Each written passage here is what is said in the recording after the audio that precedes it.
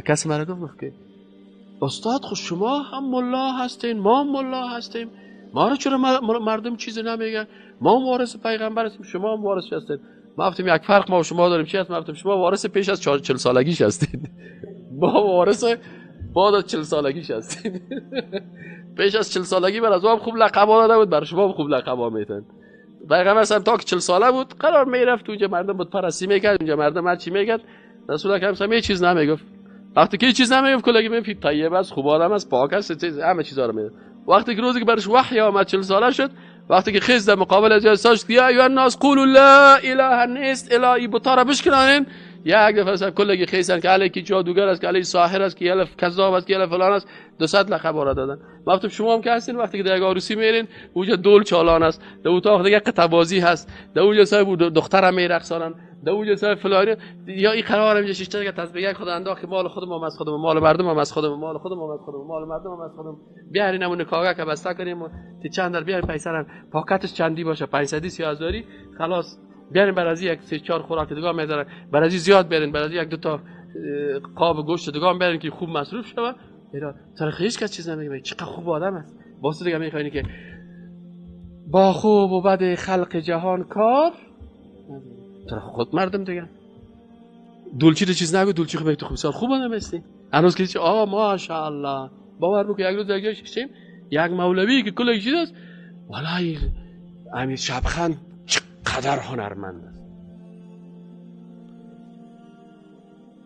توصیف از رو میکنه اینا خود دیگه گفتن میکنه شبخند میگه اینا پیشمک آمد ما بهش میگه حالا چک هستی، بسیار لندغر هستی، اگه بگویم تو چک هستی خفه میشی، اگه بگویم تو لندغر هستی خفه میشی، اگه بگویم ماشت حرام است خفه میشی، اگر بگویم تمام برنامه‌ات فاسقانه هست خفه میشی، اگه بگویم رئیس تو هم کت خود در دوزخ روان میشه باز خفه میشی. چیز نمیگم متازی خاطر چه پیش چی ما هم چیز نمیگیم دیگه. اینا خود دیگه حال که مردم در هر چیزش تایید کردیم میگه والا بسیار خوب آدم است.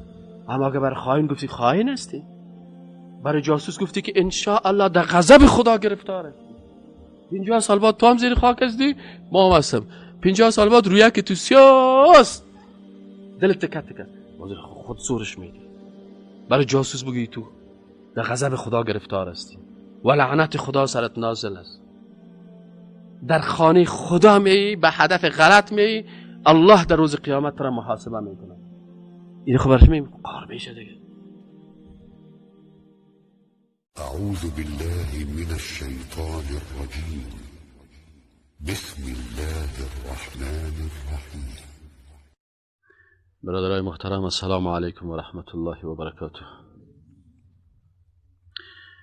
در سلسله درسای عقیده اسلامی موضوعی که در این چیز داشتیم مطلب گپ سر استعاذه یا پناه جستن بود و در هفته گذشته ما شما گفتیم که عمر رضی الله تعالی عنه یک مقوله داشت که همه رسمان اسلام روز به روز چی میشه؟ ای از بین میره وقتی که در امت اسلام کسی پیدا شود که جاهلیت نشناسه. و واقعا چون عمر رضی الله تعالی عنه یک شخصیت بسیار بزرگوار اسلام است، امی مقولهش که انما تنقض عرى الاسلام عروة عروة، یعنی گفت که رسمان اسلام مثل یک رسمان که تار تار میشه، یک رسمان که کونه میشه تار تار میشه و این بالاخره وقتی که تار تار شد از بین میره. گفت امی رسمان اسلام که است حبل الله المتین که ما در قرآن هم میگه، این رسمان میگه از بین میره وقتی که در بین مسلمان ها کسی پیدا شود که اذا نشأ فی الاسلام من لا یعرف الجاهلیه، کس پیدا شود در اسلام که عصر جاهلیت نشناسه. به خاطر چی که عصر جاهلیت مشکلات زیادی داشت که اگر اون انسان نشناسه به شکل از اشکال کارهای عصر جاهلیت هم میکنه و فکر میکنه والا ما بسیار خوب مسلمان هستم. و بالاخره در این مطلب رسیدیم در هفته گذشته که در عصر جاهلیت یکی از مشکلات اساسیشان پناه بردن بود برای جنها. یعنی سوره جن است و در سوره جن این آیت شریف هم خواندیم که اعوذ بالله من الشیطان الرجیم و انه کان رجال من الانس یعوذون برجال من الجن. یک تعداد از شخصیت های انسانی بودن که یا پناه می بردن به جنها.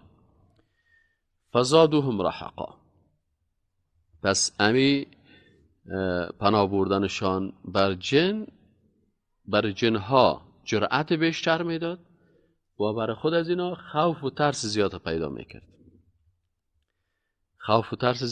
میکرد. یکی از درس‌ها یکی از علما بود، این موضوع جن و سحر گپا را سرش بحث میکرد.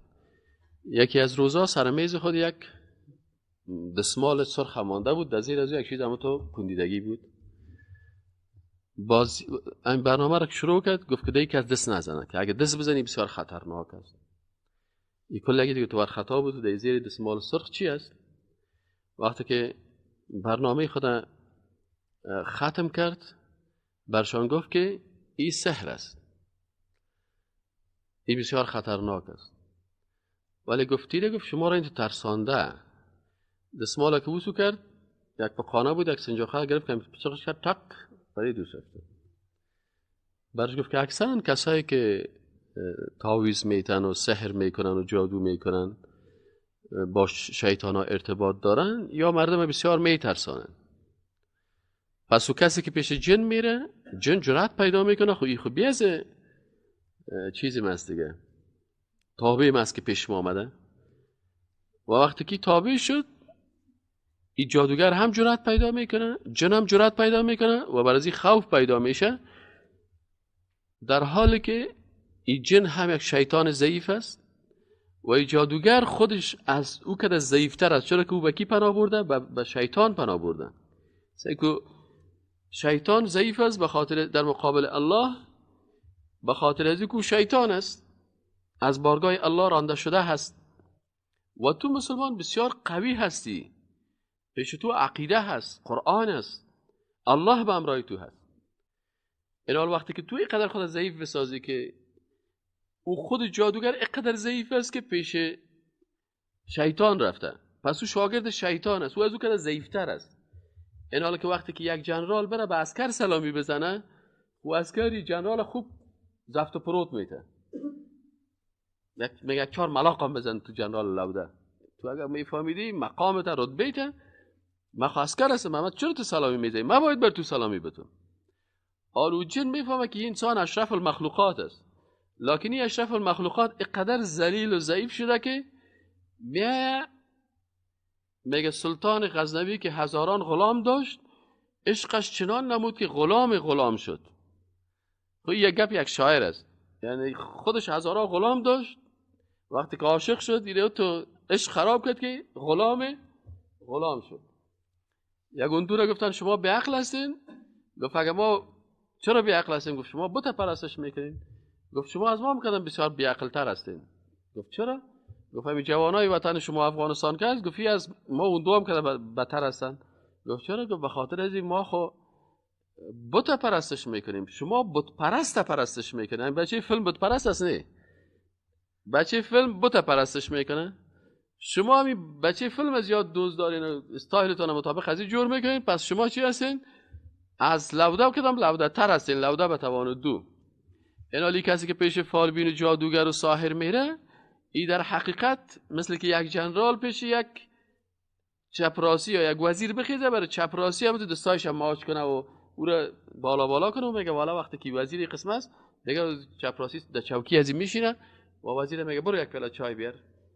این حال پس فرق میکنه. انسان خداوند کرامت داده، ولقد کرمنا بنی آدم، و باز مسلمان عزت داده، ولله العزة ولرسوله وللمؤمنین ولكن المنافقین لا یفقهون. باز کسایی که عالم هستن و عقیده را میفهمند، باز بر از خداوند رتبه دیگه داد که یرفع الله الذین آمنوا والذین اوتوا العلم درجات. اون که علم بیشتر داره، پس تو اول انسان هستی، کرامت انسانی خدا داری، دوم مسلمان هستی، پیش الله عزت داری، سوم تو علم داری، تو عقیده داری، الله را به وحدانیتش میشناسی. یعنی که اگه انسان الله را به وحدانیتش بشناسه، اینمی عالم است.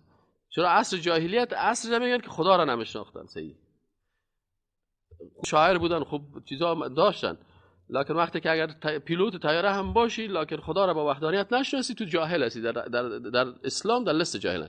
پس تو که الله را به یگانگیش میشناسی، تو عالم هستی و الله بر تو درجه و رتبه داده، یک انسان موحد و یکتاپرست هستی.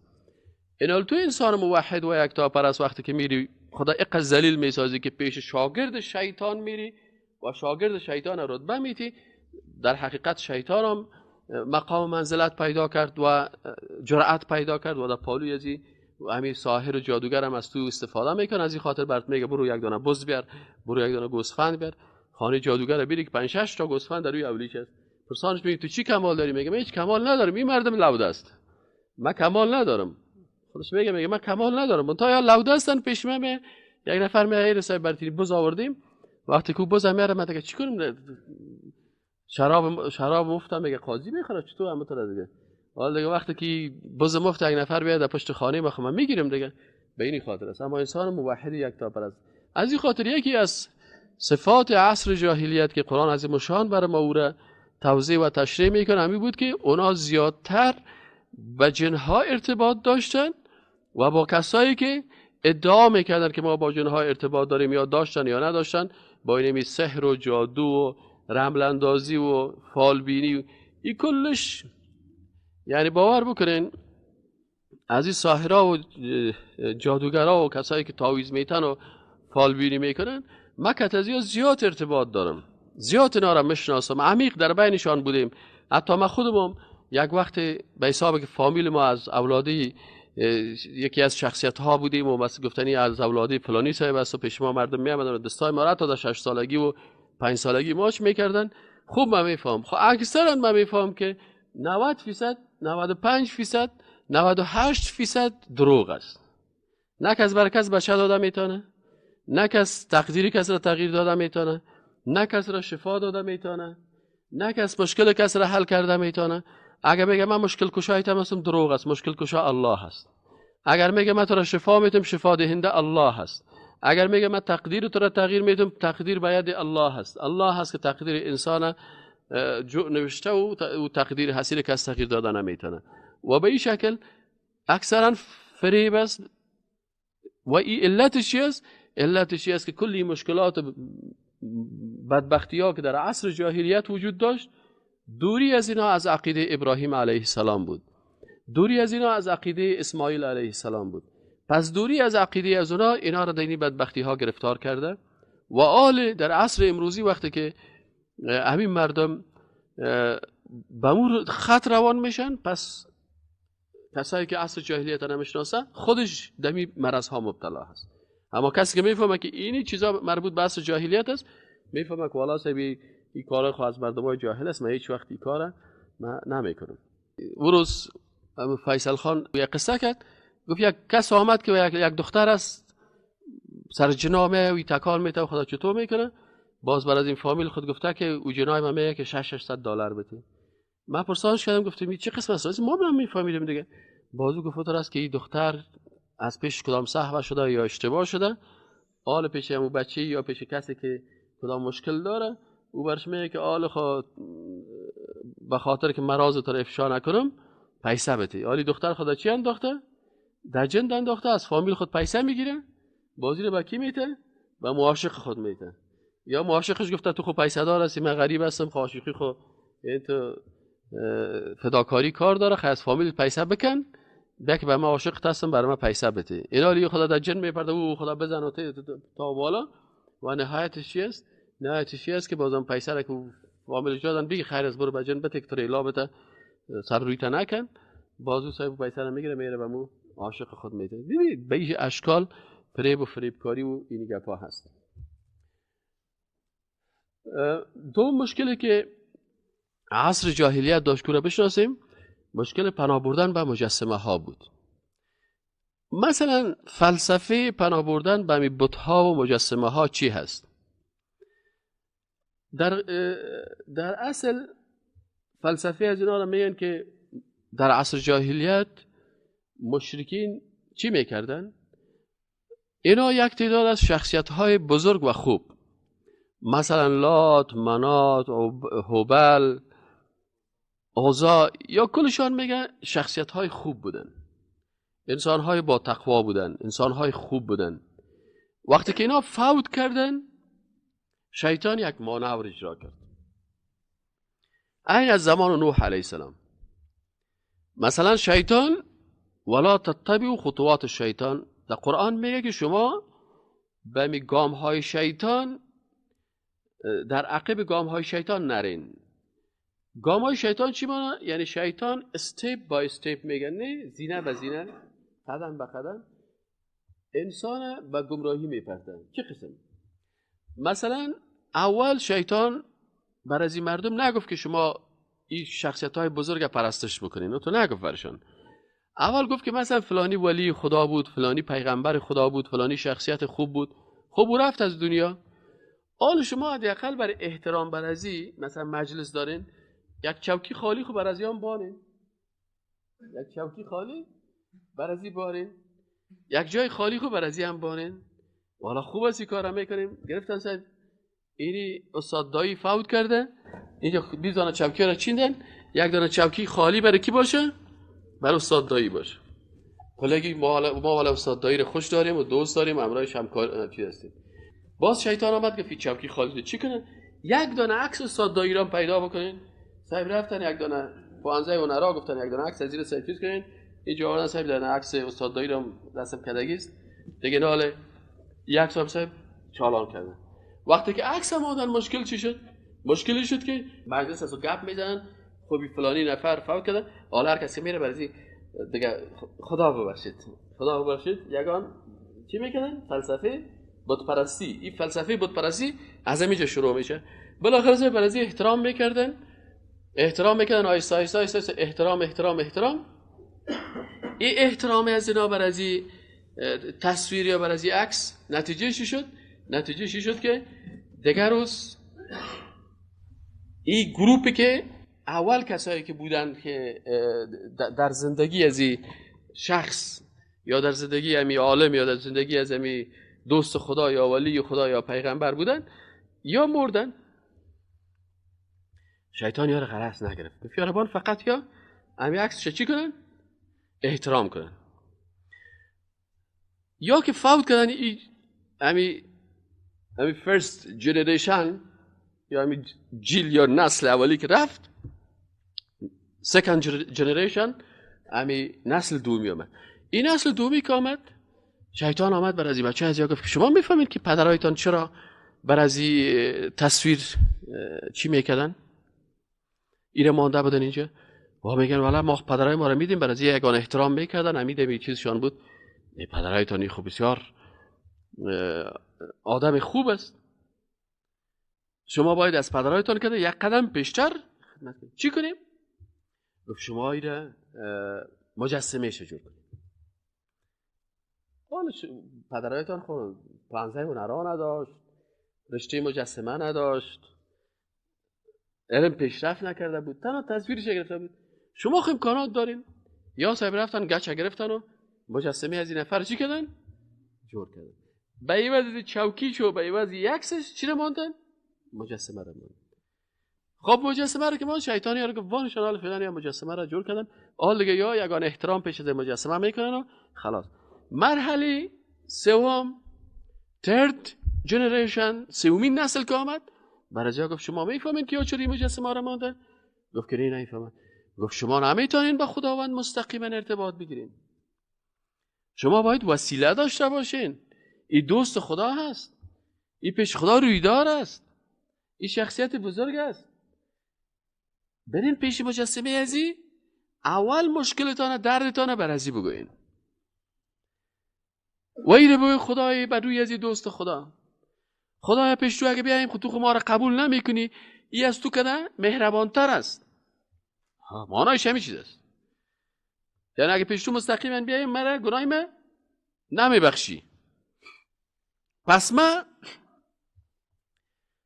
چون نمی بخشی ایره برای تو واسطه و وسیله پیش میکنم. این حال مجسمه چی است؟ نسونه ای بسیار مهربانه، نسونه گناهی تو سهل میکنه، نسونه شباهی تو سهل میکنه. به این شکل نسل سومی را وقتی که پیغمبر صلی الله علیه و سلم و برشان میگه که شما خدا را میشناسین، ولا ان سألتهم من خلق السماوات والارض، اگر از اینا پرسان میشه که آسمان و زمین کی خلق کرده، لا یقولون الله، میگن کی خلق کرده؟ الله خلق کرده. تو کی پیدا کرده؟ میگه الله خلق کرده. اولادت کی پیدا کرده؟ الله. بت‌ها رو چرا پرستش میکنین؟ میگه ما نعبدهم الا لیقربونا الی الله زلفى، ما یارا عبادت نمیکنیم، بر از یا نظر نمیبریم، بر از یا قربانی نمیکنیم، الا مگر ما نعبدهم، ما بر از یا عبادت نمیکنیم، بر از یا نظر نمیکنیم و بر از یا قربانی نمیکنیم، الا مگر لیقربونا الی الله. این مجسمه ها ما رو چی میکنه؟ ما رو نزدیک میسازه، وسیله تقرب ما هست به الله. ما پیش از این میریم، این دوست خدا هست، بر از این نظر میبریم، بر از این عذر میکنیم، پیش از این احترام میکنیم تا که دوست خدا ما را به خدا چی کنه؟ نزدیک بسازه. یعنی معنای گپشان چی است؟ که این سکرتر خداست، این دوستای خدا. این بت‌ها سکرتراست، این بت‌ها که هستن صلاحیت دارا هستن یا وزیرایش هست. ما نمیتونیم پیش از این پیش بریم، این ما را به خداوند قریب میسازه و به این شکل با اینی فلسفه، با اینی فهم اینا را از یکتا پرستی به چی آورد؟ به بت پرستی آورد. از این خاطر اینا کسی که عصر جاهلیت هم شناسه، عین گپای عصر جاهلیت امروز هم تکرار میکنه. متوجه هستین؟ عین گپا را اینمی مردم قریش در اطراف مکه مکرمه بت‌ها را به می هدف مانده بودند. مردم حبشه عین برنامه‌ای که یا صنم داشتن و وثن داشتن. مردم حبشه چی داشتن؟ وثن داشتن. خب اینال چی فرق از بین صنم و وثن؟ صنم مجسمه شخصیت خوب است، وثن قبر شخصیت خوب است. اگر به مجسمه رکوع و سجده شوه او را صنم میگن و اگر برای قبر رکوع و سجده شوه او را چی میگن؟ وثن میگن. از این خاطر رسول اکرم صلی الله علیه و سلم دعا کرده که اللهم لا تجعل قبری وثنا، پروردگارا قبر مرا وثن نگردانی که مردم بره در اطراف قبر ما سجده بکنن، برن در اطراف قبر ما طواف بکنن، برن به نام قبر ما اونجا میچایی بخورن، برن در قبر ما مجلس بگیرن، شیرچای بخورن، مجلس بکنن و چی کنن. از این خاطر دعای رسول اکرم صلی الله علیه و سلم قبول شده. صحیح شد نه؟ اینال دعای از او قبول شده. الله بر از او مسلمانای را پیدا کرده، خلق کرده که همون تو شیر ببر وارستاد است که همی کس پیش قبر پیغمبر اندک مخالفت اعتقادی بکنه از همی یخنش میگیره و برش میگه برو دیگه سجده نکنی، برو کو نمیمانید. حتی وقتی که دعا یگان کسی که میخواد دست دعا بکنه فورا همین نفر می از همین دو شانه یکش میگیرن تو شروع چه طرف قبله دور میتن، اما خوب اتوماتیک. من خود اون بچه‌ش خود دیدم. یک کسی دیگه، یک پاکستانی اومده بود دیگه در پیش قبر پیغمبر هستم کلی خدا شورک میداد که یا نبی سلام علیک. نفرم چی هست؟ شاباز قلندر نیست که تو گیت شاباز قلندر رو برام خوانده می اسکت. این چی هست؟ همونجا که من دیدی میره گفتم سبحان الله، دعای رسول اکرم صلی الله علیه و سلم در باری قبر چی شده؟ قبول شده. در دیگه جایا قبرها چی گشته؟ وثن گشته نگشته؟ سجده میکنه نمیکنه؟ رکوع میکنه نمیکنه؟ میکنه. حالا خیلی میدیا خوب است نه؟ یگان تا خوب رسوا میکنه، اما تو سابق دمو زیر خانه خود پت میکنن باز بیرون که ببرن. نه ما بسیار خوب مردم هستیم. حالا صاحب گلکسی هست، صاحب تو عکسایش گرفته که همون خود مردکه رو میبینه که در مقابل از رکوع میکنه، سجده میکنه، کت چپ کاکل مای تابانش رسوایش کرده.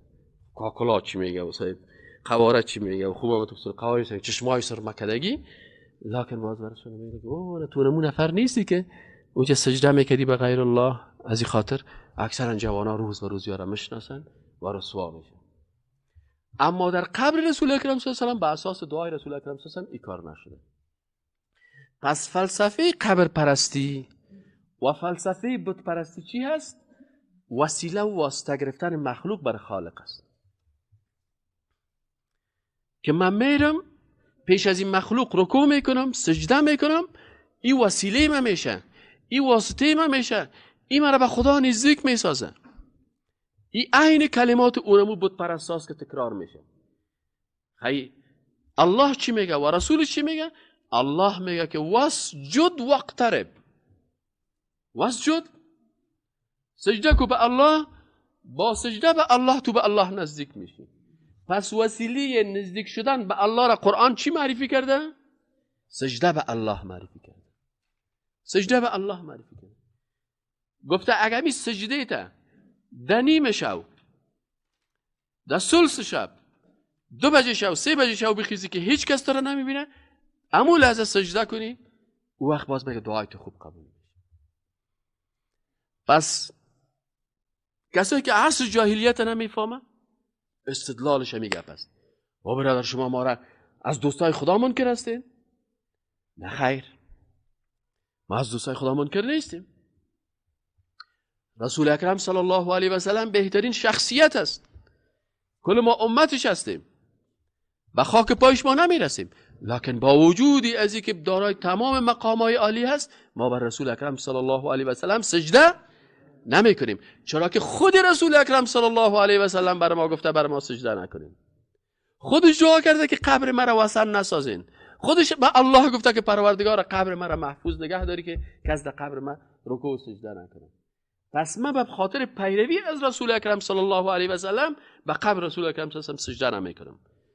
ما به قبر پیغمبر صلی الله علیه و سلم طواف نمیکنم. خود رسول اکرم صلی الله علیه و سلم برای ما کعبه شریفه را نشان داده و گفته اینجا طواف بکنیم، پس ما اونجا طواف میکنیم. خود رسول اکرم صلی الله علیه و سلم برای ما حجر الاسود نشان داده، گفته که اینی را ماچ کنین، قبر مرا ماچ نکنین. ما قبرشو ماچ نمیکنیم، حجر الاسود هم ماچ میکنیم. چرا؟ به خاطر ازی که شخص پرستی نمیکنیم، ما هدف پیغمبر را پیش میبریم و عقیده توحید که است هدف پیغمبر را پیش بردن است. هدف پیغمبر چی بود؟ که به الله به وحدانیتش عبادت شود. از او خاطر رسول اکرم دندانای خودم شکستان در احد به خاطر که هدف برآورده شود. و رسول اکرم صلی الله علیه و در طائف سر و پایش سنگ هم قبول کرد که سنگ جار جار شود و بالاخره از اعضای بدنش خون جاری شود، لکن با وجود از این هم به خاطر چی کار کرد؟ به خاطر گفت که این جسم ما و این اعضای بدن ما کلش به خاطر هدف عالی خود او را قربان کرد. و صحابه کرام ابوبکر صدیق، عمر رضی الله تعالی عنه، عثمان رضی الله تعالی عنه، علی رضی الله تعالی عنه و دیگر صحابه کرام مهاجرین و انصار کلشان جان خدا به خاطر اینمی هدف عالی رسول اکرم صلی الله علیه و سلم قربان کردند. پس اون کسی که اینی فلسفه پیدایش بت پرستی را، فلسفه شرک، چه قسم در بین از یا شرک پیدا شد، اینو نمیفهمه. به شکل از اشکال وقتی که ویروس نشناخت، ویروس در وجود از داخل میشه.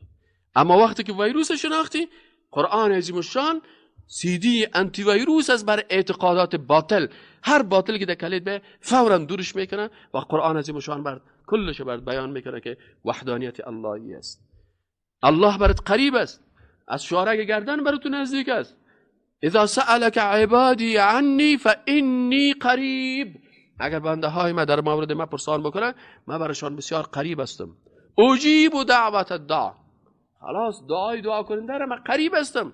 پس وقتی که الله میگه من برات قریب هستم و من مجیب هستم، اجابت میکنم دعای تو را، و من رحمان هستم و من رحیم هستم، بالای تو از مادر و پدر و پیغمبر و ولی و کلی که الله برات مهربان تر است و باز او ذات غفور است، هر گناهی که کردی بر تو را میبخشه و او ذات است که تواب است، توبه تو را میپذیرد، بسیار پذیرنده توبه هست. پس وقتی که این کلش فهمیدی، هیچ وقت به فلسفه‌های مشرکین و بت پرستا و قبر پرستا عمل نمیکنی. اما اگر این نفهمید، باز غیر مستقیم عین گپا را تکرار میکنه، عین سناریویی است که اونا دوباره او را میگه که در انگلیسی یک ضرب المثل است، میگن the story is return، چی است؟ اما قصه که از دوباره تکرار میشه. عین ضرب المثل در فارسی است. در فارسی چی میگن؟ میگه در اون جویی که او رفته باز او میره، یعنی در اون جوی توحیدی که مسلمان ها بودن در زمان قدیم، در این جوی باز هم آب شرک جریان پیدا میکنه، در اون جویی که او رفته باز میره. پس به خاطر که دمو جوی استوری ریتر نشه، دوباره او حکایت مشرکین تکرار نشه و او پس دوباره نره، از او خاطر چی میگن؟ از او خاطر میگه که شما باید عمر رضی الله تعالی عنه، چون عمر رضی الله تعالی عنه شاگرد رسول الله صلی الله علیه و سلم در توحید است، درس خدا مستقیما از رسول اکرم صلی الله علیه و سلم گرفته، از این خاطر آنقدر توحید و عقیده قوی داشت که حتی در مقابل حجر الاسودی که رسول الله او را ماچ کرده استاد میشه برش، میگه که او سنگ سیاه، من میفهم تو یک سنگ سیاه هستی، نه تو نفع رسانده میتونی و نه تو ضرر رسانده میتونی و فقط به خاطر از اینکه رسول الله صلی الله علیه و ماچ کرده تو را یک روز یک ماچ میکنم، اما تو بر من نفع رسانده میتونی نه ضرر رسانده میتونی. این از قوت عقیده میشه، از قوت ایمان میشه، از قوت فهم دین میشه که شاگرد مکتب نبوت است و از اونجا درس خدا گرفته. این حاله این گپه که ببینید در بسیاری از کتابا که موضوعات یاد میکنن، مثلا در الرحیق المختوم، در الرحیق المختوم چی نوشته کردن؟ میگه لات، سعی کنین، میگه لات، عزا و منات در حقیقت اشخاص نیکی بودن که بعد از مرگ آنها تعظیم شدن، مثلا بت لات که در شهر طائف و اطرافش پرستش میشدن. لات در اصل مرد صالح و نیکوکار بود، یعنی یک ولی از اولیاء الله بود. الرحیق المختوم بر ما میگن لات در اصل مرد صالح و نیکوکار بود که قبل از مردن به مردم کمک میکرد، او مخصوصا حجاج خانه خدا را کمک میکرد و به آنها یک نوع غذا که آن را سویق گویند هدیه میداد. خان به این شکل میگه، باز چی میگه؟ بت‌هایی که عرب ها پرستش میکردن، بعضی از آنها مجسمه شخصیت های نیک و صالح خودشان، بعضی از مناطق چون فارس آورده بودن و بعضی هم از قوم نوح باقی مانده بودن. صاحب رحیق المختوم چه خوب یک موضوع دیگر میگه، میگه خوب دقیق شوین، این بسیار موضوع مهم است در سیرت، موضوع اعتقادی بسیار خوبش مطرح میکنه. چی میگه؟ میگه و کان فی جوف الکعبه ایضا اصنام و صور، میگه همچنان که در اطراف کعبه مجسمه ها گذاشته شده بود، بت ها گذاشته شده بود، در جوف کعبه، جوف یعنی داخلش هم میگن، در داخل کعبه هم میگه یک تعداد از بت ها و تصاویر بودن. خوب سل کنین اینجا، منها صنم علی صورت ابراهیم، از این جمله یک دانه بت بود، یک مجسمه بود که به چهره ابراهیم علیه السلام جور شده بود. و صنم علی صورت اسماعیل، و یک بت دیگه بود که میگفتن که این مجسمه کی است؟ اسماعیل علیه السلام است. و بیدهم الازلام، و در دست از یک قسم تیرای را گذاشته بودن که دو فالبینی میکردن. سبحان الله، پیغمبر بر از این کار آمدن، یعنی توهین و تحقیر پیغمبر است به این اندازه که یا چیز میکردن. وقد ازیلت هذه الاصنام و محیت هذه صور ایضا یوم الفتح، میگه اینمی مجسمه ابراهیم علیه السلام و اینمی تصاویری که به ابراهیم و اسماعیل نسبت داده میشد، میگه یا هم در روز فتح مکه توسط رسول اکرم صلی الله علیه و سلم و صحابه کرام یا چی شدن؟ میده شدن و از بین برده شدن. این درس از بر ما، رسول ما در عقیده میده که ملت اگر امت رسول الله صلی الله علیه و سلم بت را جور بکنن، بگن که این مجسمه رسول الله است و در مقابل از این رکوع سجده کنن، این امت مشرک گفته میشه. از ما حق نداریم که بیایم در پیش روی منبر خود یک تصویر جور بکنیم و بگیم این تصویر رسول الله صلی الله علیه و سلم است. اجازه نیست. چرا که از اینمی تصویر پرستی، از اینمی مجسمه پرستی، بت پرستی و از اینمی قبر پرستی. ما در روبروی قبر رسول الله صلی الله علیه و سلم نماز نمیخوانیم. اونجا قبرش باشه ما بیایم در پشت سر استغفر الله. شرک است، ناروا است، حرام است. رسول الله صلی الله علیه و سلم نگفته این کارو بکنین. رسول الله صلی الله علیه و سلم گفته به الله سجده بکنین. های به رسول الله چی کنیم؟ ان الله و ملائکته یصلون علی النبی. پس ما درود میفرستیم، بفرستین یک مرتبه درود اللهم صل علی محمد و علی آل محمد کما صلیت علی ابراهیم. این بعضی کسایی که عصر جاهلیت نمیفهمن و شخصیت پیغمبران را نمیشناسن و چی فکر میکنن؟ وقتی برش بویی که به قبر پیغمبر سجده نکو، به قبر شاید شمشیره سجده نکو، از پیغمبر شاید شمشیره بچه و دختر نخوای، متوجه هستی؟ از الله بخوای. باز این تصور میکنن والا این مردم پیغمبر دوست ندارن. نه خیر، این کارا از دوستی رسول الله صلی الله علیه و سلم میشه. چرا؟ وقتی که تو الله را دوست داری و رسولش را دوست داری، خود قرآن چی میگه؟ قل ان کنتم تحبون الله، بگو برشان که اگر شما الله را دوست دارین فاتبعونی، متابعت از ما بکنین. متابعت از رسول الله صلی الله علیه و سلم چی است؟ عبادت الله هست. ایاک نعبد و ایاک نستعین. یحببکم الله، با شما را الله دوست می‌داره. همچنان سومی مشکلی که بت پرستا داشتن چی بود؟ پناه بردن به قبرها بود. در مکه مکرمه، در طائف، در این منطقه وقتی که مشکل بر مردم پیدا میشد، یک تیراش میرفتن در وادی جن، یک قول بود، یک در بین دو کوه که میباشه اون چی میگن؟ قول میگن، نه در عربی وادی میگن. باز میرفتن دمو کو یا دمو تپه یا دمو چی میرفتن، ای با بزرگ از این وادی ما به تو پناه آوردم، ای پادشاهی از این منطقه، ای پادشاهی از این منطقه. حالا مورا ملک میگن، ملک از این چیز. باز ما به تو پناه بردیم. و یک تعداد پیش بت‌ها میرفتن، به او پناه میبردن. و طایفه مردمی که در کجا بودن؟ در حبشه بودن، یا چی میکردن؟ یا به قبرها پناه میبردن. چی میگه؟ ام المؤمنین عایشه صدیقه رضی الله عنها میفرماید که ام حبیبه و ام سلمه، یا میگه در مورد کلیسایی که آنها در حبشه دیده بودن، در مورد آن کلیسا و تصاویری که در کلیسا بود به پیامبر صلی الله علیه و قصه کردن. رسول الله صلی الله علیه و برشاد چی گفت؟ گفتن یا رسول الله، ما در حبشه رفتیم، یک دانه کلیسا هست و در او عکس و تصاویر است و قبرها هست و بعضی چیزای از اینا هست. رسول اکرم صلی الله علیه و برشان چی گفت؟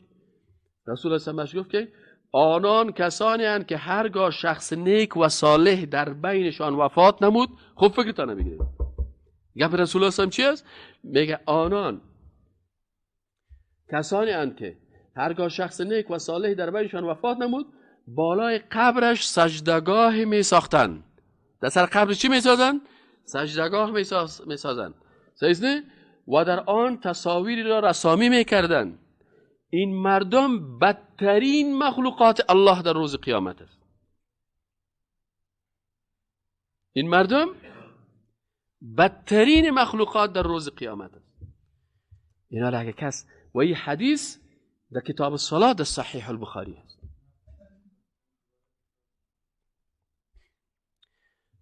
میگه که خلاصش میگه ام المؤمنین عایشه صدیقه رضی الله تعالی عنها، این میگه ام حبیبه، مادر حبیبه، و ام سلمه، این دو نفر، دو صحابیات یا چی کردن؟ میگه به رسول اکرم صلی الله علیه و در مورد یک کلیسایی که در حبشه بود قصه کردن. یا طبعا حبشه رفته بودن، اونجا که رفتن کدام کلیسا را دیدن، داخل شدن، خانم‌ها هستن، سعی کردن که چی است. میگه وقتی که ما در داخل کلیسا شدیم، دیدیم در بین کلیسا یا عکس‌ها را ماندن و تصاویر را ماندن یا را ماندن. مثل کال شما در کلیسا برین مجسمه کی را جور کردن؟ عیسی مسیح. همین جیسوس کرایست که میگن، جیسوس کرایست یک علامت است. یکی ببین یک نفر است، یک لباس بدنش کاملا برهنه هست و این را کردن و میره کلشان پیش از این امیر گاد میگن. این گاد میگن به انگلیسی. از این خاطر هیچ وقت الله را به گاد ترجمه نکنید. کس انگلیسی میفهمه؟ بسم الله الرحمن الرحیم in the name of Allah باید بگویی، in the name of God نگویی. چرا که اگه گاد بگویی در انگلیسی G-O-D، اینمی معناش اونمون مجسمه چی هست؟ عیسی مسیح. پس اینا گفت که اینا بعضی تصاویر بعضی چیزا رو ماندن در اونجا. رسول الله صلی الله علیه و آله در جوابشان چی گفت؟ آنان کسانی اند که هرگاه شخص نیک و صالح در بینشان وفات نمود، یک آدم خوب مرد، یک شخص نیک مرد، یک آدم با تقوا فوت کرد در بینشان، یک آدم خوب، یک عالمشان، یک پیرشان، یک ولی از اولیاء اللهشان فوت کرد یا پیغمبرشان، چی میکنن؟ این حال میگه که آنها کسانی هستند که هرگاه شخص نیک و صالح در بینشان وفات نمود، بالای قبرش سجدگاه می ساختند و در آن تصاویر را رسامی میکردند. قبر جور میکردن، در سر قبر سجدگاه جور میکردن که جواز بیان عبادت بکنن، مجلس بگیرن، میఠایی بخورن، نان بخورن، شیر بخورن، قصه خوانی بکنن، گردش تار بگیرن. تصاویرش هم در دیوالان نصب کردن. چی کردن؟ این مردم رسول اکرم صلی الله علیه و آله گفت این مردمی که کارا میکنن بدترین مخلوقات در روز قیامت است. بدترین مخلوقات در روز قیامت این مردمای قبر پرست حبشه هستند. و حدیث در کتاب صلاح صحیح البخاری. چرا این حدیث آمده؟ این حال کسی که مفهوم از این حدیث بفهمه هیچ وقت به قبر پرستی مبتلا نمیشه. اما کسی را نخوانده با مزاج خود عین سناریوی مردم حبشه را تکرار میکنه، لکن بیچاره نمیفهمه.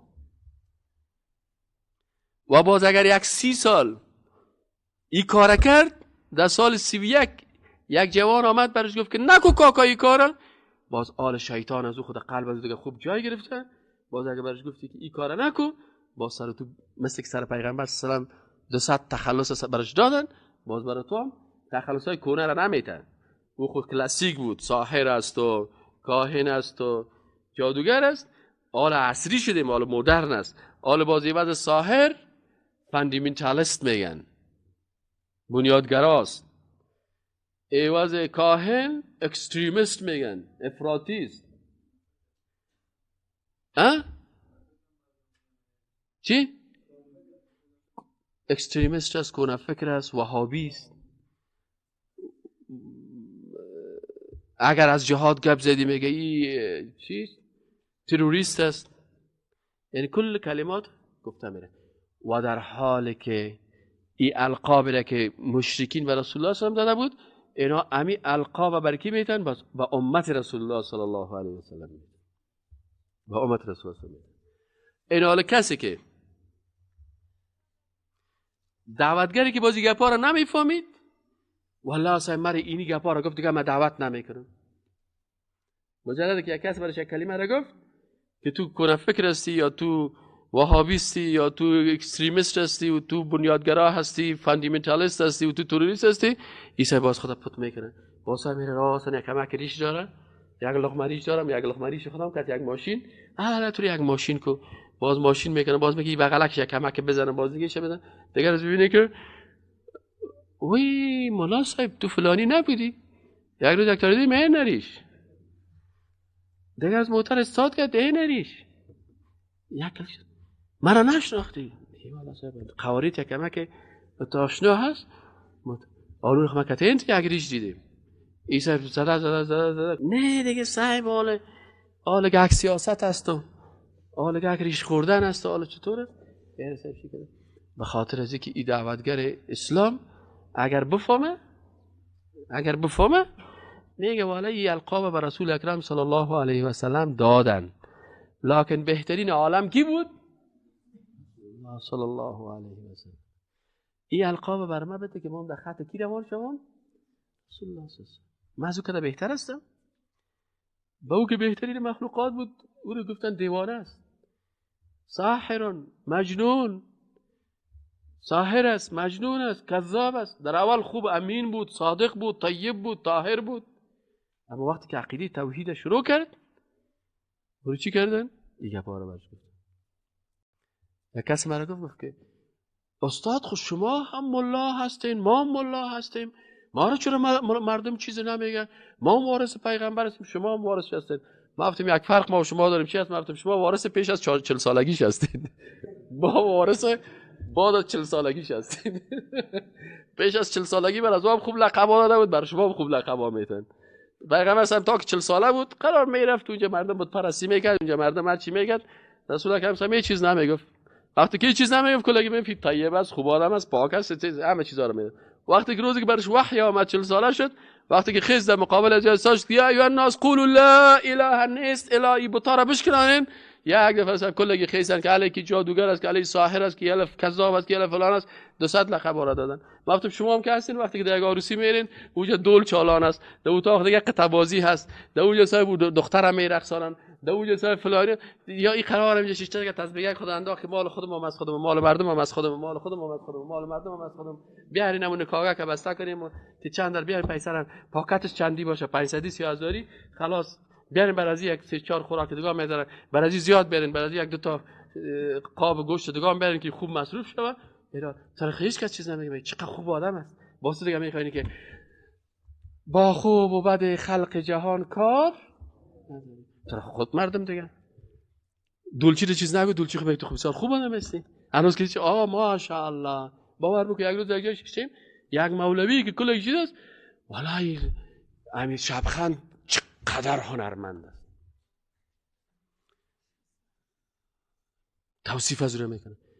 اینا خود دیگه که سر میکنه شبخند میگه اینا مولا پیشمک آمد ما بهش میگه حالا چک هستی بسیار لندغر هستی، اگه بگویم تو چک هستی خفه میشی، اگه بگویم تو لندغر هستی خفه میشی، اگه بگویم ماشت حرام است خفه میشی، اگر بگویم تمام برنامه‌ات فاسقانه هست خفه میشی، اگه بگویم رئیس تو هم کت خود در دوزخ روان میشه باز خفه میشی. چیز نمیگم متأسف خاطر چه چی ما هم چیز نمیگیم دیگه. اینا خود دیگه حال که مردم در هر چیزش تایید کردیم میگه والا بسیار خوب آدم است.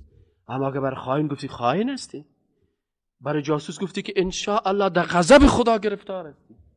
50 سال بعد تو هم زیر خاک هستی ما هم هستم، 50 سال بعد رویا که تو سیاست دلت تکت تکت باز خود زورش میده. برای جاسوس بگی تو در غضب خدا گرفتار هستی و لعنت خدا سرت نازل است. در خانه خدا می به هدف غلط می الله در روز قیامت را محاسبه میکنه. این خبرش می قار میشه دیگه. ایناله رسول اکرم صلی الله علیه و آله قبل از 40 سالگی کس چیز نمیگفته چه خوب لقبا را دادن داشت. بعد از 40 سالگی اون لقبا را دادنش به خاطر دیگه. خب ایناله رسول اکرم صلی الله علیه و آله چی گفت؟ برای ما درس میده. باز کی ویروسا را میگه. باز چی گفته؟ دعا کرده که اللهم ای پروردگارم لا تجعل قبری وثنا، پروردگارم قبر مرا بت نگردانی که مثل بت پرستا که پیش بت میکنه پیش قبر ما کارا بکنه. لعن الله قوما، لعنت نموده است الله قومی را که سیکو. رسول اکرم چی میگه؟ کاش که یه حادثه مردم بفهمه. افسوس که یه حادثه اگر کس بفهمه کل مشکلاتش رفع میشه. همین ما خود ما که در شرک مبتلا بودیم و تمام روز تعویض میدادیم و تمام روز دینمی سر دین تجارت میکردیم و مردم دستای ما را ماچ میکرد، همین حادثه نمیفهمیدیم. خدا عفو کنه. اما وقتی که فهمیدیم که در حدیث خود رسول هم گفته که لعن الله قوما، لعنت کرده الله قومی را که اتخذوا گرفتن قبور انبیائهم مساجد، قبرهای پیغمبر خدا سجدگاه ساختن، در مقابل قبر میراب ساختن، در مقابل قبر منبر ساختن و برای قبر سجده میکنن. خب چهارمی مشکل بت پرستا چی بود؟ چهارمی مشکل بت پرستایی بود که پناه بردن به درختها. چی بود؟ پناه بردن به درختها. اینا چون سوال من از زود جواب نگفتیم ما هم ایره میمانم به اختیار اینجا فهمیدیم کلتانه خسته شدیم. سبحانك اللهم و بحمدک اشهد ان لا اله الا الله و استغفرک.